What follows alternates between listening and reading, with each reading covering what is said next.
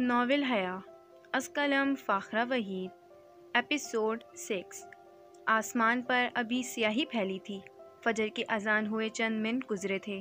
اسلام آباد میں واقع انسٹیٹیوٹ آف سوشل سائنس کے گرلز ہاسٹل میں ابھی سویرا نہیں ہوا تھا۔ اکا دکا لڑکیاں جاگ رہی تھیں، مگر ابھی بھی بستروں میں دبکی پڑی تھیں۔ ہر کمرے میں 3 سنگل بیڈ یعنی 3 لڑکیاں رکی تھیں۔ کمرہ نمبر 23 کی 2 لڑکیاں اوندے منہ سوئے ہوئے تھیں اور تیسری وہاں نہیں تھی، مگر واش روم سے پانی گرنے کی آواز آ رہی تھی۔ دروازہ کھلا، لڑکی باہر نکلی۔ کالا سوٹ جس پر نیلے رنگ کی دھاریاں تھیں، سفید دوپٹے کو چہرے کے گرد لپیٹا ہوا تھا۔ ایک نظر اوندے منہ لیٹی اپنی روم میٹس کو دیکھا، گھڑی پر نظر ڈالی اور سائڈ ٹیبل کے نیچے بنی جگہ سے جانماز اٹھائی، فجر کی نیت باندھی اور اللہ کی حمد و ثنا میں مصروف ہو گئی۔ ابھی سجدے میں گئی تھی کہ الارم فل والیوم سے شور کرنے لگا۔ کیا فضول ٹائمنگ ہے اس الارم کی! سجدہ کرتی حیا ڈسٹرب ہوئی تھی۔ الارم بجتا جا رہا تھا اور آواز اونچی ہوتی جا رہی تھی۔ حیا نے سنتوں کا سلام پھیرا، اکتاہٹ سے جانماز چھوڑی، الارم بند کیا اور الارم والی کے منہ سے کمبل اتار کر پرے مارا۔ خیر ہے، آج اٹھنے کا موڈ نہیں۔ اس نے لڑکی کا بازو ہلایا۔ لڑکی نے کروٹ بدلی۔ وہ جنت تھی جسے بالخصوص ڈاکٹر ہارون نے حیا کے ساتھ رہنے کو کہا تھا۔ نماز پڑھ لو۔ اس نے اس کو دوبارہ ہلایا۔ جب وہ نہیں ہلی تو وہ دوبارہ جانماز پر جا کر کھڑی ہو گئی، فرض پڑھے سلام پھیرا اور ایک نظر سوتی جنت پر ڈال کر دعا کے لیے ہاتھ بلند کیے۔ ہمیشہ کی طرح ہاتھ بلند کرتے ہی دل میں ٹیسیں اٹھنے لگی۔ ماں، باپ، بھائی، ایک ایک کر کے سب کے چہرے آنکھوں کے سامنے گھومنے لگے۔ ماں کا مر جانا، باپ کا اس کے سر پر رکھا ہاتھ کتنا سکون دیتا تھا، اور پھر ان کا بھی اسے چھوڑ جانا، اور بھائی ہیں پر نہ ہونے کے برابر، اس کا دل بھر آیا تھا۔ تبھی ایک اور چہرہ آنکھوں کے سامنے لہرایا۔ دل میں اٹھی ٹیسوں کی جگہ اب کے مختلف درد تھا، آنکھوں میں آنسوؤں کی جگہ عجیب سا جذبہ تھا۔ وہ کم از کم محبت نہیں تھی، یہ چہرہ اسے دیکھنا اب گوارا نہیں تھا۔ سخت اور کھچے ہوئے نقوش، سمٹی بھویں، اس کا یہی نقشہ حیا کے دماغ میں نقش تھا۔ جس طرح میں اکیلی رہ گئی، تم بھی اکیلے رہ جاؤ گے، یوں ہی تڑپو گے جیسے میں تڑپ رہی ہوں۔ تکلیف اتنی تھی کہ اس سے کم وہ حمزہ کے لیے دعا میں نہیں مانگتی تھی۔ اس نے اس بن بلائے چہرے کو دماغ سے جھٹکا۔ دماغ ماضی کے دھندلکوں میں کھونے لگا تھا، پھر اپنے ساتھ ہوا ہر ثانیہ آنکھوں کے سامنے گزرنے لگا۔ یا اللہ، میرے کون سے گناہ تھے جو سب چھین لیا تو نے مجھ سے! بے اختیار اس کے منہ سے نکلا اور ایک کے بعد ایک آنسو آنکھوں سے ٹپکنے لگے۔ شکوے تیز ہو گئے، سسکی بن گئی، آواز رن گئی۔ کوئی بھی تو نہیں تھا اس کا اس دنیا میں، بس وہ تھی تنہا۔ کیا ہوا حیا؟ سب ٹھیک ہے؟ حیا! کوئی اس کے ساتھ بیٹھا اسے بلا رہا تھا۔ دعا مانگتے کب وہ سجدے میں گر گئی اسے پتہ ہی نہیں چلا۔ آنکھیں مسلتی وہ کھڑی ہوئی، بمشکل ساتھ بیٹھے وجود کو دیکھا۔ وہ اس کی روم میٹ اور کلیگ جنت تھی۔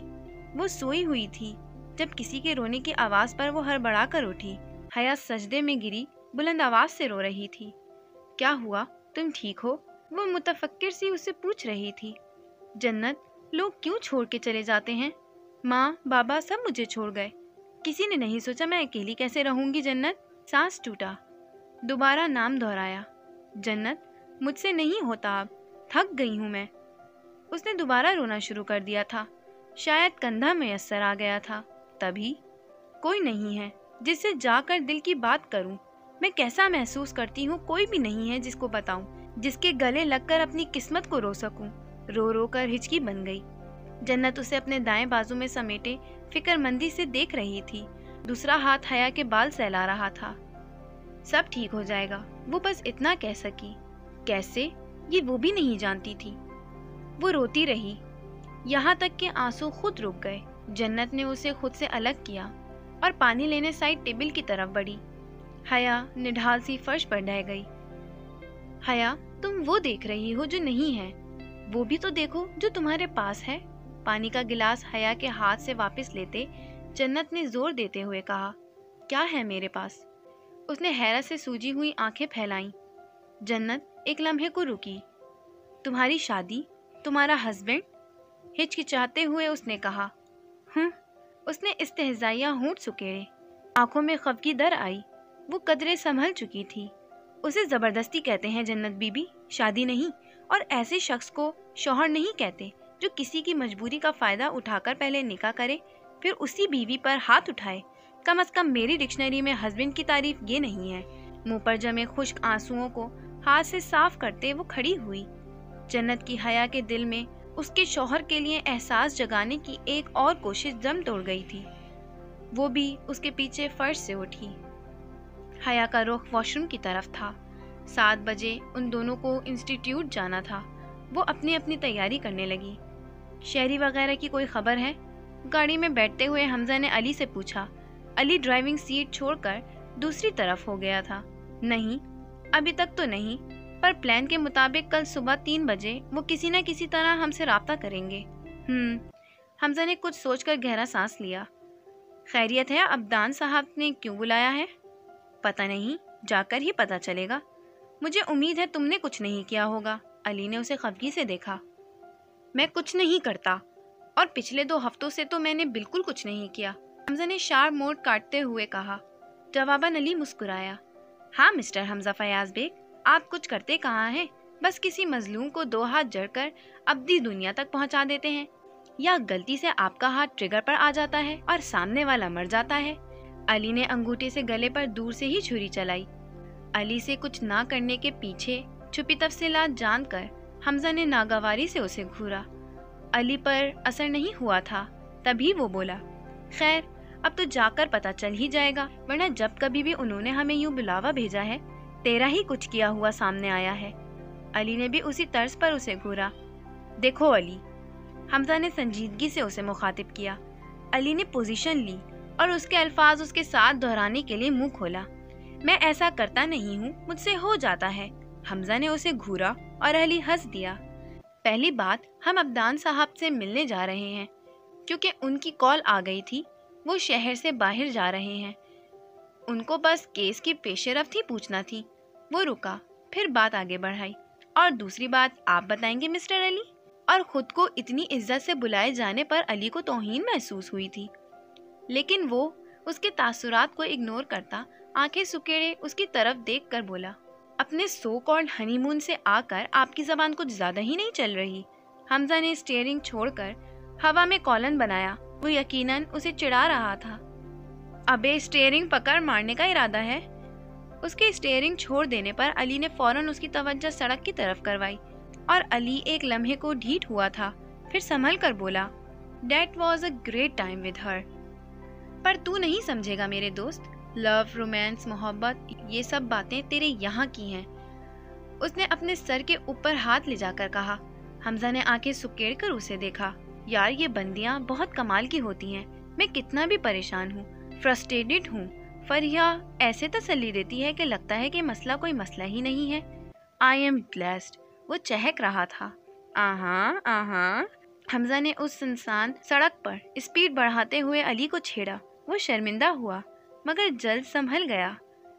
पर यार तुझे देखकर कभी कभी मुझे दुख होता है। उसने रुक कर हमजा को देखा। वहाँ अब कोई तासुर नहीं था। काश ऐसी ही कोई तेरी जिंदगी में होती, जो तेरा ख्याल रखती, तो तू यूं हर वक्त सड़ा हुआ ना रहता।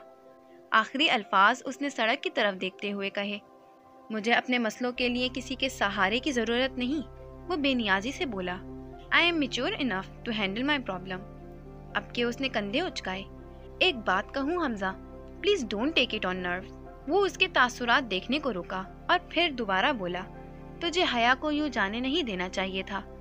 अली ने थोड़ा हिचकिचाते हुए कहा, मैंने उसे नहीं भेजा था, वो लापरवाही से बोला। पर तेरे रवैये ने उसे यूं दरबदर किया।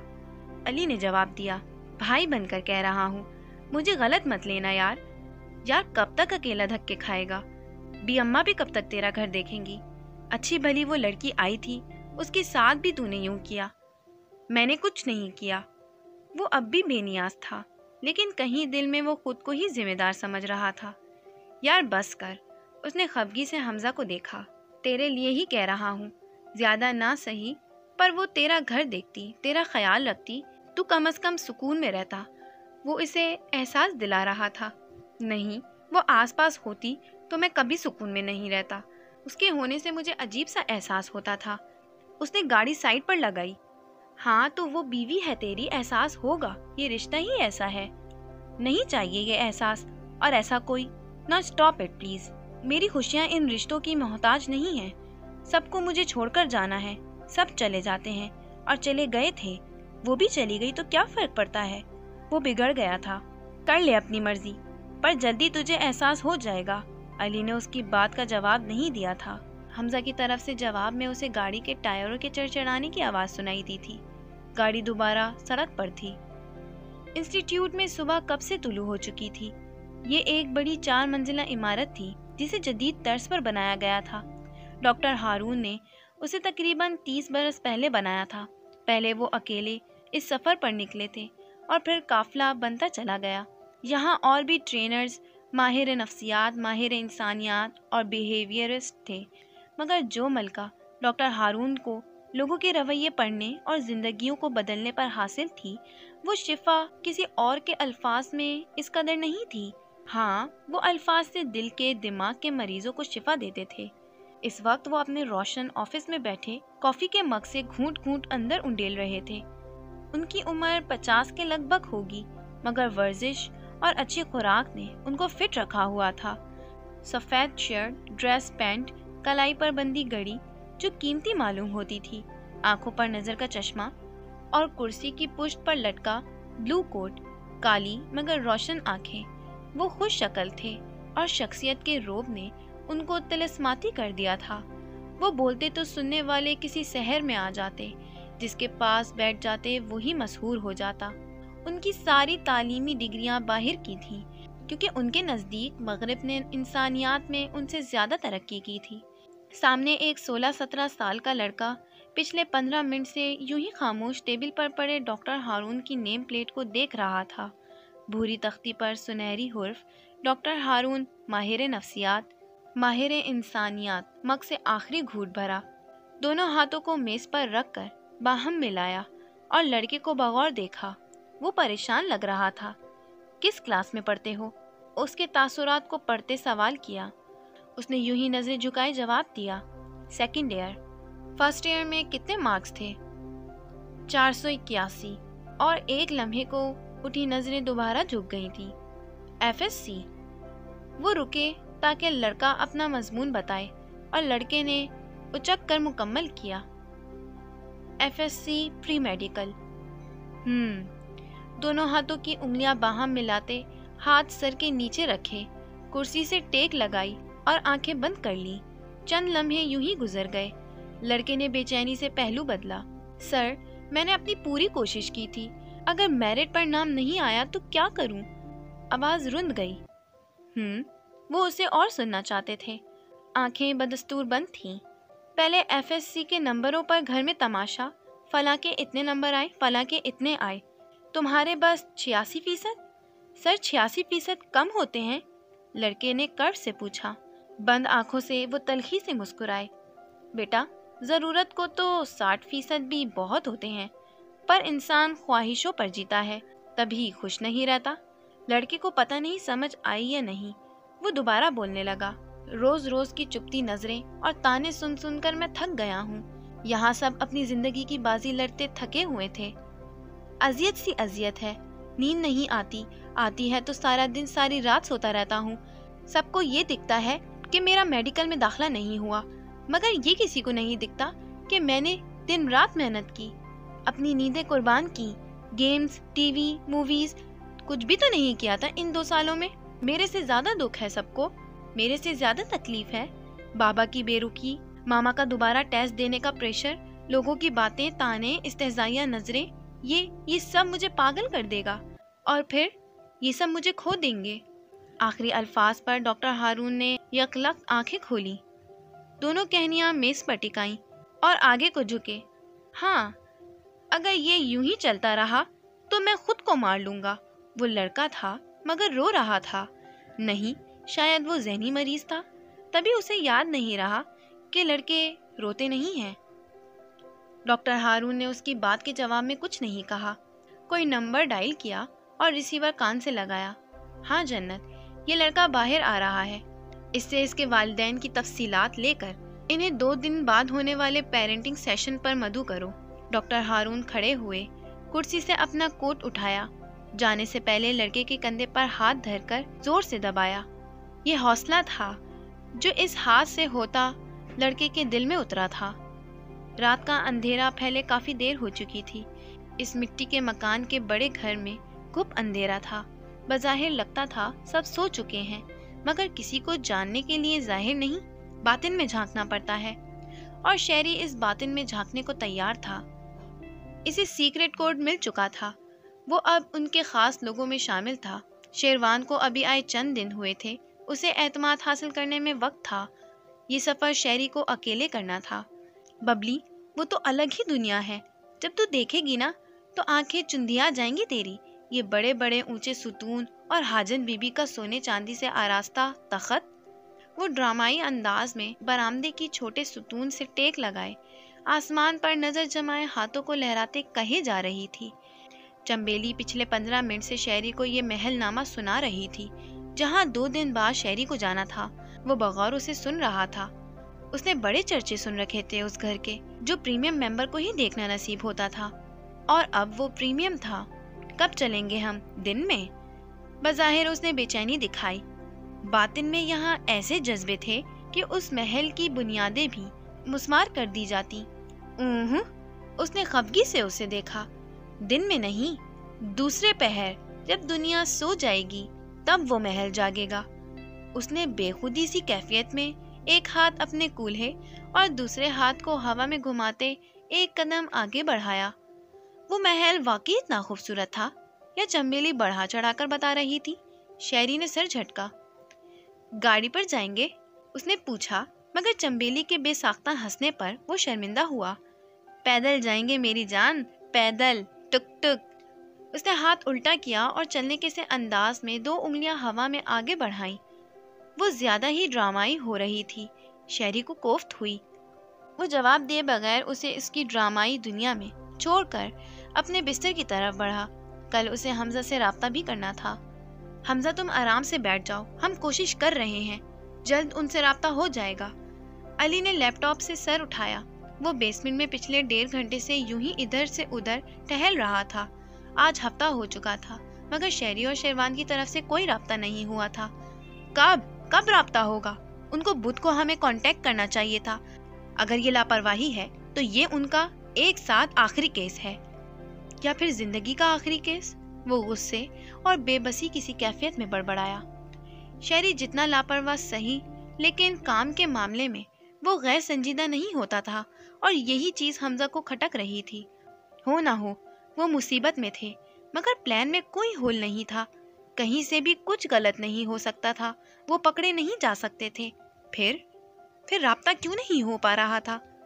ہر گزرتے لمحے اس کی پریشانی بڑھتی جا رہی تھی۔ میز کے ارد گرد باقی لوگ بیٹھے کسی طرح کانٹیکٹ کرنے کی کوشش کر رہے تھے۔ حمزہ بے چین تھا۔ وہ دوبارہ سربراہی کرسی پر آ کر بیٹھا۔ پتہ نہیں کیا کر رہے ہو تم لوگ اتنے دن سے؟ وہ اب ان پر برس پڑا تھا۔ تم سب کو کسی قابلیت کی بنا پر میں نے اپنے ساتھ جوڑ رکھا ہے، ورنہ نہ تم پولیس کے شعبے سے ہو نہ کسی ایجنسی سے۔ اگر تم لوگوں کی دیری کی وجہ سے شہری کو کچھ ہوا تو اپنی قابلیت سمیت تم لوگ دفع ہو سکتے ہو۔ اسے ہائپر اٹیک ہو رہا تھا، ہاتھ کی رگیں پھولی ہوئی تھیں۔ اس نے شہادت اور درمیانی انگلی کو ملا کر بھووں کے درمیان پھولتی رگ کو مسلا، گلے میں گلٹی سی ابھری اور معدوم ہو گئی۔ سب حیرت سے اسے دیکھ رہے تھے۔ حمزہ اسموتھلی بولنے والا بندہ تھا، اسے چیختے چلاتے کبھی کسی نے نہیں دیکھا تھا، اور جنہوں نے دیکھا تھا وہ یقین نہیں کر سکتے تھے کہ یہ وہی حمزہ ہے۔ یہ حمزہ اس پرسکون ٹہر ٹہر کر بولنے والے حمزہ سے مختلف تھا۔ وہ حمزہ یہاں میز پر موجود ہر شخص کو اون کرتا تھا، یہ اس کی فیملی تھے، مگر یہ حمزہ خود غرض تھا۔ اسے شہری کے ساتھ گئے شیروان کی بھی پرواہ نہیں تھی۔ سب کو اپنی طرف دیکھتے پا کر وہ ان کو نظر انداز کرتا اٹھا، واش روم کی طرف بڑھا، اندر جا کر چٹکنی چڑھائی۔ اس کا دماغ کام نہیں کر رہا تھا۔ اس نے بند آنکھوں سے گہرے سانس اندر کو کھینچے، نل کھولا، پانی کے چھینٹے منہ پر مارے اور خود کو نارمل کرنے کی کوشش کر رہا تھا۔ جب باہر آیا تو سب دوبارہ مصروف تھے۔ حمزہ کا پہلی بار ان پر یوں چیخنا وہ برداشت کر سکتے تھے۔ وہ اچھا آدمی تھا، مگر اس وقت وہ پریشان تھا، وہ بس اتنا سوچ سکے۔ حمزہ دوبارہ کرسی پر بیٹھ گیا۔ پلان اے کیا تھا؟ اس نے توقف سے پوچھا۔ لہجہ قدرے دھیما تھا مگر لہجے کی سختی عیاں تھی۔ یہی کہ وہ جا کر 3 دن بعد ہم سے رابطہ کریں گے، زیان نے آگے جھکتے ہوئے کہا۔ رابطہ کیا؟ اس نے یوں پوچھا جیسے وہ خود نہیں جانتا۔ 1-2 لوگوں نے گردن نفی میں ہلائی۔ اس نے کسی کے بولنے کا انتظار نہیں کیا۔ Plan be. اس نے زیان پر نظریں جمائیں۔ شیروان کسی بہانے سے وہاں سے نکل آئے گا۔ اس نے سرسری انداز میں پلان بی دہرایا، اور یہ دونوں کام 3 سے 4 دن میں ہو جانے چاہیے تھے، لیکن نہیں ہوئے۔ آواز کرخت اور قدرے بلند ہو گئی۔ اب اس کا دماغ پھرکی کی سی رفتار سے دوڑ رہا تھا۔ مجھے معلوم ہے اب ہمیں کیا کرنا ہے۔ انتظار، 1 دن اور انتظار۔ اس نے کچھ سوچ کر میز پر ہاتھ مارا اور اٹھ کر بیسمنٹ کی سیڑھیاں چڑھتا اوپر آ گیا۔ رات کا 3 پہر تھا۔ باہر ہوا تیز تھی۔ وقفے وقفے سے بادلوں کے گرجنے کی آواز آتی تو وہ چونکتا، ورنہ بیسمنٹ تک باہر کی ہوا راستہ نہیں بنا پا رہی تھی۔ کانفرنس میز سے آگے سامنے دیوار پر لگی گھڑی رات کے 3 بجا رہی تھی۔ میز پر کاغذ بکھرے پڑے تھے اور لیپ ٹاپ کو موڑ کر ٹیبلٹ موڈ پر کیا گیا تھا۔ سامنے سربراہی کرسی پر پین ہاتھ میں پکڑے وہ پچھلے 8 گھنٹوں سے مختلف تانے بانے جوڑنے کی کوشش کر رہا تھا۔ آنکھیں نیند سے بے حال، مگر فکر تھی کہ سونے نہیں دے رہی تھی۔ شہری اسے ہمیشہ سے ہی بہت عزیز تھا، مگر اپنی عادات کے باعث وہ اس قدر اس سے بات چیت نہیں کر پاتا تھا۔ آج پتہ نہیں کیوں دل بے چین تھا۔ اسے شہری کی طلب ہو رہی تھی، ہاں ویسے ہی جیسے پیاسے کو پانی کی۔ وہ اس سے باتیں کرنا چاہتا تھا، کچھ باتیں۔ کہیں سے ایک جملہ اس کے کانوں میں گونجا تھا۔ آواز شہری کی تھی، تمغے یوں ہی نہیں ملتے۔ جملہ کسی بھی محب وطن کے لیے تریاق تھا۔ اس نے جملہ دہرایا، تمغے یوں ہی نہیں ملتے۔ پھر کیسے ملتے ہیں؟ دماغ پر زور دیا، کیسے ملتے ہیں؟ جواب آ رہا تھا۔ خوف سے کچھ گلے میں اٹکا۔ یہ جواب اسے نہیں سننا تھا۔ پین ہاتھ سے نیچے گرا۔ وہ اس آواز کو بند کر دینا چاہتا تھا، مگر خیالات کی آواز کب بند ہوتی تھی؟ اس کی ہر کوشش دم توڑ گئی۔ بیسمنٹ میں پھر آوازیں گونجی تھیں۔ مر کر ملتے ہیں تمغے۔ کون بولا تھا؟ دماغ؟ ہاں یہ دماغ چلایا، اور اس کا دل ڈوب گیا۔ اس نے دائیں ہاتھ کو منہ پر رکھا اور بائیں ہاتھ سے بال جکڑے۔ شہری بچہ تھا، اسے نہیں جانا چاہیے تھا۔ کاش وہ خود چلا جاتا، اس کی ضد نہ مانتا۔ لو، ایک اور پچھتاوا۔ کیا ایک اور زندگی اس کی وجہ سے؟ وہ پورا سوچ بھی نہیں پایا تھا۔ نہیں، شہری کو وہ نہیں کھو سکتا تھا۔ وہ سب کچھ یوں ہی میز پر بکھرا چھوڑ کر اٹھ گیا۔ بہت انتظار ہو چکا۔ وہ اپنے کمرے میں آیا، سیف سے گن نکالی، گولیاں گنی اور اسے سامنے اپنی پینٹ میں ارسا۔ سفید شرٹ پینٹ سے کھینچ کر گن پر ڈال کر اسے چھپا دیا۔ سیف میں لٹکے کپڑوں کو ادھر ادھر کیا۔ کالا بلیزر کھینچا، یوں ہی ہینگر بیڈ پر پھینک دیا۔ اسے جلد وہاں جانا تھا۔ بلیزر کو پہنتا یوں ہی وہ کمرے سے نکل آیا۔ اس کا رخ باہر گیٹ کی طرف تھا۔ یہ انسٹیٹیوٹ کے 4تھے فلور پر موجود ہال تھا۔ ہال میں قریباً 500 کرسیاں لگی تھیں۔ سامنے اسٹیج تھا جو فرش سے چند انچ ہی اونچا تھا۔ اسٹیج پر 4 قداور کرسیاں تھیں، جن کے سامنے ایک میز جس پر 4 ہی مائک لگے تھے۔ دائیں طرف روسٹرم اور پیچھے دیوار پر آج کے سیشن سے متعلق پینافلیکس تھا۔ اوپر لکھا تھا، new generations new problem, millennials why hard to teach. Millennials 1980 کے ابتدا سے سن 2000 کے ابتدا میں پیدا ہونے والی جنریشن۔ آہستہ آہستہ کرسیاں بھرنے لگیں اور پورے 11 بجے ہال کا دروازہ بند کر دیا گیا۔ ڈاکٹر ہارون دائیں طرف سے دوسری کرسی پر براجمان تھے۔ سیشن شروع ہوا اور وہ قدم اٹھاتے روسٹرم کے پاس آ کر کھڑے ہوئے۔ ہال میں موجود کوئی ایسا جوڑا ہے جس کے گھر میں ڈبہ ٹی وی ہو؟ آتے ہی سوال کیا۔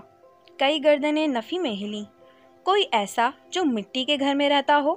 دوسرا سوال کیا۔ مسکراہٹیں نظر آئیں۔ کوئی جو آج بھی گدھے گھوڑوں پر سفر کرتا ہو؟ وہ سنجیدہ تھے، مگر ہال والوں کے لیے یہ مزاح تھا۔ سر، اب تو جہاز آ گئے ہیں، ہال سے آواز آئی۔ سر ہلاتے وہ مسکرائے۔ ہاں، یہ نیا زمانہ ہے۔ اچھا، بچپن میں جب آپ شرارتیں کرتے تھے تو آپ کے والدین کیا کرتے تھے؟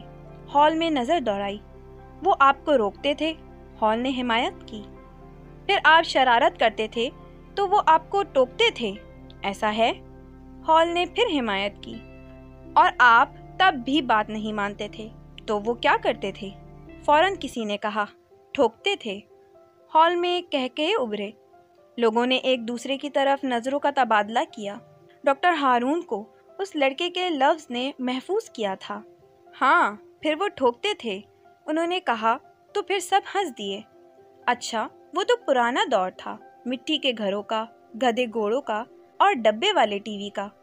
अब जब आपके बच्चे आपकी बात नहीं मानते या शरारत करते हैं तो आप क्या करते हैं? रोकते हैं, टोकते हैं और फिर ठोकते हैं, हाज़रीन के अंदाज में कहा गया। ऐसा ही है। हिमायत चाहिए और हिमायत मिल गई। बेटा, जब सब बदल गया है तो आपका पेरेंटिंग स्टाइल क्यों नहीं बदला? बहुत आराम से किए गए सवाल ने एक लम्हे के लिए हाज़रीन में हलचल मचा दी थी और फिर दोबारा खामोशी छाती गई। चलें ठीक है, हो सकता है ये तरीका कारआमद हो, तभी आपने भी अपने वालिदैन का अंदाज अपना रखा है। तो बताएं, जब आप अपने बच्चे को रोकते, टोकते और ठोकते हैं तो वो आपकी बात मान जाता है? कभी ऐसा हुआ है कि आपने बच्चे को रोका, टोका और ठोका हो और कुछ देर बाद बच्चा आपके पास आया हो और कहा हो, मामा आपने तो मेरी आंखें ही खोल दी? सामने फिर क्या कहे थे? डॉक्टर हारून भी ज़ेरे लब मुस्कुराए। यकीनन नहीं होता, बल्कि थोड़ी देर बाद दोबारा बच्चा वही सब करने लग जाता है। इसका ये मतलब हुआ कि ये तरीका ही गलत है। अगर सही होता तो कुछ नतीजा नजर आता, नहीं? सामने से हिमायत हुई। बेटा, इस जेनरेशन में और आपकी जेनरेशन में बहुत फ़र्क है। ये जेनरेशन आपसे ज़्यादा टैलेंटेड है। आपके टीवी की सेटिंग बदल जाती है या रिंगटोन बदल जाती है तो आप इन बच्चों से कहते हैं कि सही कर दें। ज़रा बताएं, जब आप अपने बच्चों की उम्र के थे, आपको ये सब आता था? कई गर्दनें दाएं बाएं हिली थीं। अच्छा, एक मिसाल लेते हैं।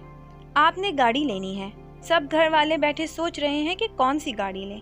आपकी मुलाजमा झाड़ू लगाते वहाँ आती है और कहती है, सर, मैडम, फला गाड़ी ले लें। क्या आप उसकी बात मानेंगे? वो रोस्टरम छोड़कर आगे आ गए। नहीं। हॉल में आवाज़ें आईं। क्यों? क्योंकि उसका स्टेटस लो है, दूसरी कतार में बैठी औरत ने कहा। डॉक्टर हारून ने नफ़ी में गर्दन हिलाई। यूं ही एक दो और जवाब आया, मगर डॉक्टर हारून मुतमईन नहीं हुए। अच्छा, अब आपको किसी मैकेनिक ने कहा कि आप फला गाड़ी ले लें, आप उसकी बात मानेंगे? उन्होंने पिछली बात की वजाहत के लिए एक और सवाल पूछा। हाँ, लोग हामी थे। क्या मैकेनिक का स्टेटस आपसे मैच करता है? नहीं। आवाज़ें आईं। तो आपने मुलाजमा की बात क्यों नहीं मानी और मैकेनिक की क्यों मान ली? सवाल मुख्तलिफ अंदाज में सामने आया। फिर खुद ही जवाब दिया, क्योंकि मुलाजमा के पास आपसे कम टैलेंट है और मैकेनिक के पास गाड़ियों का आपसे ज़्यादा टैलेंट है, इसलिए आपने एक की बात मानी और दूसरे की नहीं मानी। कई सर असबात में हिले। तो बेटा, जब आपके बच्चों के पास आपसे ज़्यादा टैलेंट है तो वो भी आपकी बात नहीं मानेगा कि मामा या पापा को तो कुछ पता ही नहीं है। वो खामोश हुए। हॉल तालियों से गूंजा। इसी तरह आपके दौर में टेक्नोलॉजी इस कदर नहीं थी। आपको टेक्नोलॉजी का तजुर्बा भी नहीं है। आपको लगता है आपका बच्चा बिगड़ गया है, जबकि आप तो सुधरे हुए थे। लोग खुद को उनकी बातों से रिलेट कर रहे थे। तो जनाब, आप इसलिए सुधरे हुए थे क्योंकि बिगाड़ने को उस दौर में कुछ था ही नहीं। ना फेसबुक थी, ना इंटरनेट था, ना वीडियो गेम्स थी। तो मतलब आप सुधरे हुए थे क्योंकि बिगाड़ने को कुछ नहीं था। हाँ, अगर फेसबुक होती और फिर भी आप किताबों को फेस करते तो मैं मानता। वीडियो गेम्स होते पर आप ना खेलते तो भी मैं मानता। हॉल में सीटियाँ और तालियां बज रही थीं। कितने लोग हैं यहाँ जिनके बच्चे उनसे बचपन में अपनी बातें शेयर करते थे? उन्होंने पीछे दीवार तक नज़र दौड़ाई। बहुत से हाथ खड़े हुए। और कितने लोग हैं जिनके बच्चे अब बड़े होकर भी उनसे अपनी बातें शेयर करते हैं? बहुत से हाथ नीचे हो गए। जब वो छोटे थे, स्कूल से आते थे, तो आप उनसे पूछते थे कि आज स्कूल में क्या हुआ, टीचर ने क्या कहा, कोई दोस्त बना कि नहीं, खाना खाया था कि नहीं। वो अपनी कोई शरारत बताता तो आप हंस देते। इसी तरह वो आपको अपनी बातें बताता रहा। एक दिन वो घर आया और कहा, मामा आज हम सब दोस्तों ने बंक किया था। वो उसी खुशी से आपको बता रहा था, मगर आपके तासुरात बदले। आप हंसे नहीं बल्कि गुस्सा किया, उसे डांटा। फिर क्या हुआ? क्या उसने ये सब करना छोड़ दिया? नहीं, बल्कि बताना छोड़ दिया। फ़ोन पर पासवर्ड लगा दिया ताकि मामा को कुछ पता ना चले, बाबा को कुछ ना पता चले। वो सिर्फ मसाइल डिस्कस कर रहे थे, जवाब सामने बैठे लोग खुद बन रहे थे। बेटा, बच्चे गलत नहीं हैं, आपका रवैया गलत है, आपका उनको हैंडल करने का तरीका गलत है। आवाज़ में कर्व था। आप कहते हैं कि कौवे का बेटा कौवा होता है तो आपका बच्चा भी आपकी तरह हो, तो माजरत के साथ ऐसा नहीं होगा, क्योंकि वो आपका दौर था जब बेटे का रोल मॉडल बाप और बेटी की आइडियल माँ होती थी। तभी डॉक्टर का बेटा डॉक्टर और दर्जी का बेटा दर्जी होता था। अब वालिदैन रोल मॉडल नहीं रहे। अब दर्जी का बेटा डॉक्टर बनना चाहता है और डॉक्टर का बेटा ड्रेस डिज़ाइनर। इसी तरह हज्जाम का बेटा इंजीनियर बनना चाहता है और इंजीनियर का बेटा हेयर ड्रेसर। अल्फाज थे कि दिल में उतरते जा रहे थे, रिश्तों पर आई गर्द छटती जा रही थी। एक और बहुत बड़ा मसला, बच्चों की टीन एज। मुझे पता है वालिद अपनी बेटियों से बहुत प्यार करते हैं, मगर फिर भी कुछ चीज़ें ऐसी हैं जिन पर आकर उनका बेटों से रवैया अलग होता है और बेटियों से अलग। चलते हुए दोबारा रोस्टरूम की तरफ गए। यहाँ कई लोग होंगे जिनके घर इस चीज़ को लेकर बेसुकूनी रही होगी। बेटा किसी लड़की को पसंद करे, रास्ता रोक के खड़ा हो, दिन रात बातें करे तो जवानी है, टाइम पास है। बेटी किसी को पसंद कर ले तो तौहीन समझते हैं, एतमाद खो देते हैं, बात करना बंद कर देते हैं, पहली बात अना बना लेते हैं, उसे नफरत से देखते हैं। और अगर शादी वहाँ कर भी दें और वो ना चल सके तो कहेंगे तुम्हारी मर्जी थी, भुगतो। और अगर अरेंज मैरिज ना चल सके, वक्फा दिया, फिर दोबारा बोले तो कहेंगे नसीब था। मेरा बेटा, मैं ये नहीं कह रहा कि बच्चे अपनी मर्जी से ही शादी करें, पर समझें, आप अपने बच्चों को समझाएं, खुदा से मशवरा लें। हो सकता है यही अल्लाह का फैसला हो, वरना मैंने कई अरेंज मैरिज वालों को सिसकते हुए जिंदगी गुजारते देखा है। बेटियों को समझाएं, ये बेटियां बड़ी नाजुक होती हैं, चाहे अपनी हो या दूसरों की। इनसे घर में कोई ऊंची आवाज़ में बात कर ले तो रोने लग जाती हैं। तो बताएं, जिनको ये बच्चे गलियों, मोहल्लों, कॉलेजों के बाहर आवाज़ें कसते हैं, उन पर क्या गुजरती होगी। खुदारा उनका ख्याल करें कि फिर दुखी दिल की दुआ भी अर्श तक जाती है। एक लहर वहाँ बैठी ख़वातीन की रीढ़ की हड्डी में उठी थी। बहुत कुछ याद आ गया था। मदर से कहता हूँ बच्चों को देना सिखाएं। एदी साहब कहते हैं उनकी माँ उनको 2 देती थी, एक खुद के लिए और एक किसी ज़रूरतमंद के लिए। और आजकल की माएँ क्या करती हैं? बच्चा घर आता है तो कहती हैं खुद खाया या किसी और को खिलाया। अगर कभी टीचर कुछ चख ले तो स्कूल पहुंच जाती हैं कि इसने मेरे बच्चे का टिफिन खा लिया। यूं वो जान जाता है कि उसने किसी को नहीं देना, और जब वो देता नहीं तो उसके पास आता भी नहीं है। पैसा, प्यार, मोहब्बत, इल्म सब देने से बढ़ता है। वो रुके। हॉल में सन्नाटा था।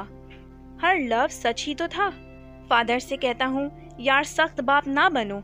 आपके उसूल लाख ठीक सही, पर वक्त बदल गया है, ज़माना अपडेट हो गया है। आप अपना तरीका भी अपडेट कर लें। वो आपके बच्चे हैं, आपका उनका ना कोई मुकाबला है और ना ही कोई मवाजना है। उनसे ज़िद ना लगाएं, वो आपसे दूर हो जाएंगे। वो खामोश हुए। चाय का वक्फा था। मेहमानों और हाजिरीन में खाने के बॉक्स और जूस के डब्बे बांटे गए। आधे घंटे बाद वो दोबारा उठकर रोस्टरम के पीछे खड़े हुए, माइक सेट किया और बात आगे बढ़ाई। 2 तरह के वालिदैन हैं, एक वो जो बच्चों को आज़ाद छोड़ देते हैं और एक वो जो पाबंद कर देते हैं। दोनों तरीके गलत हैं। बैलेंस लाना सीखें। अपने बच्चे को दिमागी तौर पर थोड़ा आज़ाद करें, उसे फैसला लेने दें कि उसे क्या बनना है। आप इस खौफ से कि वो गलत फैसला ना कर ले, उसके सारे फैसले खुद लेते रहते हैं, और फिर होता ये है कि उसे फैसला लेना सारी ज़िंदगी नहीं आता। उसे अपने पैरों के नीचे से निकालें प्लीज़, थोड़ा गर्म हवा लगने दें। हमारे यहाँ तो टीचर्स भी बच्चे की तरफ उंगली उठा दें तो उंगली काटने पहुँच जाते हैं हम। भाई थोड़ा सीखने दें उसे, और इंसान अपनी हड्डियों से ही सीखता है। उसे जिम्मेदारी दें। الفاظ پر زور دیا۔ مغرب میں بچہ بلوغت کو پہنچتا ہے اور ماں باپ ہاتھ اٹھا لیتے ہیں کہ اپنی ذمہ داری خود اٹھاؤ۔ امریکہ کے سابقہ صدر اوباما کی بیٹی ایک ریسٹورنٹ میں ویٹریس تھی۔ اسی طرح ایک بڑی طاقت کے وزیر اعظم کا بیٹا لوگوں کے گھروں میں اخبار ڈالتا تھا۔ کیا ان کے پاس پیسہ نہیں تھا کہ اپنے بچوں کو سکون کی زندگی دیتے؟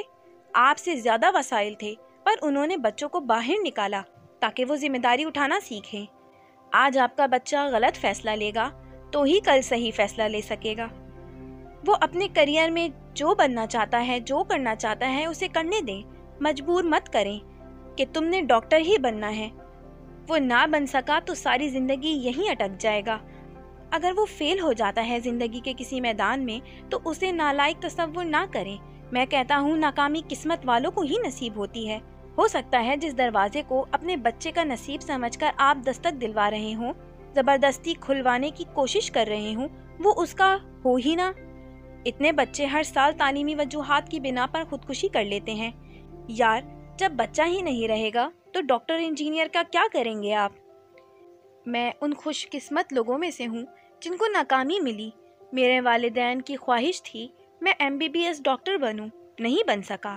بہت تانے سنے، بہت کچھ سہا، بالآخر سائیکالوجی میں ایڈمیشن لیا، اور آج خدا کا شکر ادا کرتا نہیں تھکتا کہ اس وقت اگر میں فیل نہ ہوتا تو آج یہاں کھڑا ہو کر یہ سیشن نہ دے رہا ہوتا۔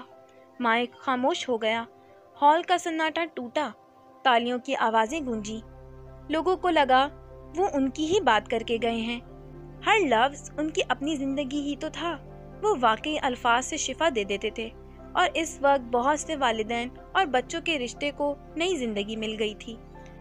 خدا سے شکوے کرنے تو اس نے کب کے چھوڑ دیے تھے۔ الفاظ رک گئے تھے، مگر آنسو، وہ تو اپنے آپ گرنے لگ جاتے تھے۔ خود کو کمپوز کیے وہ اسی چھوٹے سے کمرے میں بیٹھی تھی۔ سامنے کرسی پر ٹانگ دھرے ڈاکٹر ہارون تھے۔ وہ اسے کسی بات کے لیے منا رہے تھے۔ وہ ان کو کبھی منع نہیں کر سکتی تھی، مگر اسے لگا یہ اس کی اوقات سے باہر ہے۔ وہ ڈاکٹر ہارون کی جگہ سیشنز ڈیلیور نہیں کر سکتی تھی۔ ان کے الفاظ میں شفا تھی، مگر وہ تو خود مریضہ تھی۔ سر، میرے پاس نہ آپ کی طرح الفاظ کا ذخیرہ ہے اور نہ ہی اتنا نالج۔ میں کبھی بھی آپ کی طرح سیشنز ڈیلیور نہیں کر سکتی۔ وہ ٹہر کر بولی تو ڈاکٹر ہارون نے ٹانگ سے ٹانگ اتاری اور مسکرائے۔ تو آپ سے کون کہہ رہا ہے کہ آپ میری طرح سیشنز دیں؟ آپ اپنی طرح سیشن دیں۔ انہوں نے 2 ٹوک کہا، اور الفاظ کے رد و بدل پر اس کے ہونٹوں پر بھی مسکراہٹ پھیلی۔ رہی بات نالج کی، تو بیٹے اکیلا نالج کچھ نہیں ہوتا۔ تجربہ اور علم دونوں ہاتھوں کی انگلیاں قریب لائے، طاقت بن جاتے ہیں۔ انگلیاں آپس میں ملا کر طاقت دکھائی۔ علم تم کتابوں سے لے سکتی ہو، تجربہ کچھ ہے، کچھ مل جائے گا۔ ڈاکٹر ہارون کے بولتے بھلا کون بول سکتا تھا؟ وہ بھی چپ چاپ سنتی رہی۔ یہ چند کتابیں ہیں، انہوں نے سامنے میز پر پڑی کتابوں کی طرف اشارہ کیا۔ تقریباً 15 دن تو ہیں ہی، آپ ان کتابوں کو پڑھ لیں۔ دوسروں کے تجربوں سے سیکھنا آرٹ ہے، اور کتابوں میں دوسروں کے ہی تجربے درج ہوتے ہیں۔ وہ کچھ بول نہیں پائی، سر جھکائے سنتی رہی۔ یہ سیشن ہر صورت آپ کو ہی دینا ہے، کیونکہ مجھے کل انگلینڈ جانا ہے۔ وہاں انسانیات سے متعلق ایک ایونٹ ہے جو ایک کے بعد ایک شہر میں منعقد ہوگا، اور میں پاکستان کو ریپرزینٹ کر رہا ہوں۔ ان کی آواز میں ایکسائٹمنٹ ظاہر تھی۔ تو ایک ماہ لگ ہی جائے گا، انہوں نے سوچنے کے سے انداز میں سر ہلایا۔ پر سر، آپ کسی اور سے کہہ دیں، میرے میں یہ قابلیت نہیں ہے۔ میرے سے قابل لوگ ہیں انسٹیٹیوٹ میں۔ اس کی سوئی وہیں اٹکی تھی۔ ڈاکٹر ہارون نے بغور اسے سنا اور گہرا سانس لیا۔ حیا، ایک کہانی سنو گی؟ کچھ کہے بغیر حیا نے اس بات میں گردن ہلائی، مگر اسے سیشنز ڈیلیور نہیں کرنا تھا۔ اس نے سوچ لیا تھا۔ ایک آدمی ایک اسکول کے سامنے غبارے بیچا کرتا تھا۔ کاروباری ذہن تھا، تو جب بچوں کی چھٹی ہوتی تو وہ ان کو دکھانے کے لیے، امیز کرنے کے لیے چند غبارے ہوا میں چھوڑ دیتا۔ گیس سے غبارے اڑتے چلے جاتے۔ بچے ان کو اڑتا دیکھتے تو بڑھ کر غبارہ خرید لیتے۔ یوں اگر وہ 4 غبارے چھوڑتا تو 4 بک جاتے، 10 چھوڑتا 100 بک جاتے۔ حیا کو دیکھتے وہ کہتے جا رہے تھے۔ ایسے ہی چلتا رہا، مگر غبارے والے نے دیکھا کہ ایک بچہ جس کا رنگ کالا سیاہ ہے۔ انہوں نے کالے سیاہ پر زور دیا۔ وہ بس دور کھڑا دیوار سے لگا غباروں کو اڑتا دیکھتا ہے مگر خریدتا نہیں ہے۔ اسے پتہ لگا کہ وہ بچہ غریب ہے۔ اس نے بچے کو بلایا اور کہا، بیٹا پیسے نہیں ہیں تو کوئی بات نہیں، تم یوں ہی مفت کا غبارہ لے لو۔ بچے نے بات سنی اور کہا، انکل بات یہ نہیں ہے، بس میرا ایک سوال ہے کہ آپ اتنے دن سے غبارے اڑا رہے ہیں، آپ بلیک غبارہ کیوں نہیں اڑاتے؟ غبارے والے کو سمجھ آئی کہ بچے کو کمپلیکس ہے کیونکہ اس کا اپنا رنگ کالا ہے، تو اس نے ایک کالا غبارہ لیا اور ہوا میں چھوڑا اور پھر ایک بات کہی، حیا کے تاثرات دیکھے، پھر آگے بولے کہ بیٹا یہ نیلا پیلا لال ہرا کچھ نہیں ہوتا، اڑتا وہی ہے جس کے اندر کچھ ہوتا ہے۔ آخری جملہ کہتے انہوں نے بغور حیا کی آنکھوں میں جھانکا۔ حیا بیٹا، قابل وہی ہے جس کے اندر کچھ ہے، اور اگر میں آپ کو یہ موقع دے رہا ہوں تو سمجھ جائیں وہ کچھ میں نے آپ کے اندر دیکھا ہے۔ میں مجبور نہیں کروں گا، کیونکہ چاہے میں بار بار کہتا رہوں that you can do this، ساری دنیا کہتی رہے حیا can do this، اگر آپ کا دل کہے گا نا کہ I can't do this تو آپ واقعی نہیں کر سکو گی، اور اگر پوری دنیا کہتی رہے، ہم سب کہتے رہیں کہ آپ یہ نہیں کر سکتی، اور آپ کا دل کہے کہ آپ یہ کر سکتی ہو تو آپ یہ کر دکھاؤ گی۔ وہ خاموش ہو گئے۔ حیا جو انکار کرنے کے لیے الفاظ ڈھونڈ رہی تھی اب ان کا منہ تک رہی تھی۔ اس آدمی کے الفاظ میں کیا تھا؟ اس کا دل بدل گیا تھا۔ وہ ابھی سے خود کو وومنس کالج کی لڑکیوں کے سامنے بولتا دیکھ رہی تھی۔ ایک بڑا سیشن ڈاکٹر ہارون نے اسے سونپ دیا تھا۔ وہ خوش قسمت ہے، اس نے سوچا۔ کل کے آنسوؤں کی کرواہٹ اس لمحے زائل ہو گئی تھی۔ یہ 12 مرحلے کا بڑا اور کشادہ گھر تھا، نقشہ وہی حمزہ کے گھر کا، مگر کچھ سب سمٹا سمٹا تھا۔ حویلی کے بجائے گھر ہی نظر آتا تھا۔ دروازے سے اندر جاؤ تو لان تھا، جہاں ایک 19-20 سال کی لڑکی اپنے باپ کے ساتھ بیٹھی ان کی باتیں سن کر سمجھنے کے سے انداز میں سر ہلا رہی تھی۔ آگے بڑھو اور لاؤنج عبور کرتے سامنے کمرے میں دیکھو تو گھر کی مالکن بیڈ پر بہت سے کپڑے پھیلائے چن چن کر ایونٹ، موسم اور ملک کی مناسبت سے کپڑے سوٹ کیس میں رکھ رہی تھی۔ جب دونوں بیگ بند کر چکی تو ان باپ بیٹے کو دیکھنے باہر نکلی جو اب لاؤنج میں ہی داخل ہو رہے تھے۔ مسٹر ہارون اب آپ چینج کر لیں، 11 بجے فلائٹ ہے۔ وہ مسکراتی ان کی طرف بڑھی، وہ بھی جواباً مسکرائے۔ ہاں سوچ رہا تھا پہلے اپنی پیاری بیوی کے ہاتھوں سے بنا کچھ کھا لوں، بھوک لگ رہی ہے۔ وہ اپنی بیوی کو نظروں کے حصار میں لیے بولے تو اس نے گڑبڑا کر اپنے قد کو پہنچتی بیٹی کو دیکھا جو ٹانگ پر ٹانگ دھرے صوفے پر بیٹھ چکی تھی۔ کم از کم بیٹی کا خیال کر لیا کریں۔ اس نے آگے ہوتے سرگوشی کی جو بیٹی نے سن لی تھی اور مسکراہٹ چھپاتے فون اٹھا لیا۔ بھائی جب لڑتے بچوں کے سامنے ہیں تو ایک دوسرے کے لیے پیار کا اظہار بچوں کے سامنے کیوں نہ کریں؟ ڈاکٹر ہارون نے دلیل دی تھی۔ اب بھلا کون بحث کرتا؟ اور اس رودابہ نگر میں میاں بیوی کے پیار سے شروع ہونے والی بات بیٹی کے بڑے ہو جانے سے ہوتی ہوئی ڈاکٹر ہارون کے جملے پر آ کر ختم ہو جاتی تھی۔ ہاں یہ رودابہ کا گھر تھا، حمزہ کی ماسی کا گھر۔ ہارون نے ایک بازو رودابہ کے گرد پھیلایا اور وہ سر اٹھاتی اپنے شوہر کے ساتھ فخر سے چلتی ہوئی صوفے پر آ کر بیٹھی۔ آپ بیٹھیں، میں کچھ کھانے کو لاتی ہوں۔ وہ کچن کی طرف بڑھ گئی۔ تھوڑی دیر بعد وہ ڈش میں کوفتے، لازانیہ اور کسٹرڈ رکھے باہر آئی۔ ڈش کو ڈائننگ ٹیبل پر رکھا۔ ڈاکٹر ہارون پہلے ہی اس کو آتا دیکھ کر اٹھ چکے تھے۔ انیکا تمہیں بھوک نہیں ہے؟ ٹیبل پر برتن لگاتے رودابہ نے فون پر مصروف بیٹی کو دیکھا۔ نہیں ہارون صاحب کی پیاری بیوی۔ رودابہ کے ہارون کو مخاطب کرنے کے الفاظ اور ہارون کے ابھی کچھ دیر پہلے کہے گئے الفاظ کو ملا کر بظاہر لاپرواہی سے کہا گیا، مگر فوراً ایک ہاتھ کان پر لے جاتے بغیر کچھ کہے معافی مانگ لی اور معافی مل گئی۔ ساتھ میں اس پر خاموش مسکراہٹوں کا تبادلہ ہوا اور بیچ میں ہلکا سا مردانہ کہا، یار آپ سوچ لیں ایک بار۔ ہارون کی پلیٹ میں کوفتے ڈالتے اس نے پرسوچ انداز میں کہا، اتنا بڑا سیشن ابھی سے حیا کو سونپ دینا شاید مناسب نہیں۔ وہ لڑکی بولنے سے پہلے رونے لگ جاتی ہے۔ وہ اپنے خدشات کا اظہار کر رہی تھی۔ ڈاکٹر ہارون نے بغور اسے سنا اور پھر تسلی دی۔ قریباً 4 ہفتے ہو گئے ہیں اسے یہاں آئے۔ تم اس سے ملو گی تو اس کا اعتماد دیکھ کر حیران رہ جاؤ گی۔ رودابہ نے بھی سمجھتے ہوئے سر ہلایا۔ ڈاکٹر ہارون کا فیصلہ غلط نہیں ہو سکتا تھا۔ کھانا یوں ہی آرام سے چلتا رہا اور تبھی رودابہ کا فون بجا۔ اسکرین پر نمبر دیکھ کر چہرے پر سارا پیار امڈ آیا۔ کس کا فون ہے؟ نوالا منہ میں رکھتے انہوں نے سرسری سا پوچھا۔ انیکا بھی کرسی کھینچ کر بیٹھ رہی تھی۔ ارے بابا، چہرے سے بتایا جا سکتا ہے کہ حمزہ بھائی کا فون ہے۔ اس نے اعتماد سے تکا لگایا اور وہ لگ گیا۔ رودابا نے اسے گھورتے فون کان پر لگایا۔ ماسی کی جان، میرا بچہ کیسے ہو؟ چھوٹتے ہی وہ حمزہ پر واری جانے لگی۔ ٹھیک ہوں، سرسری کہا گیا۔ اور وہ شرارتی لڑکا کہاں ہے؟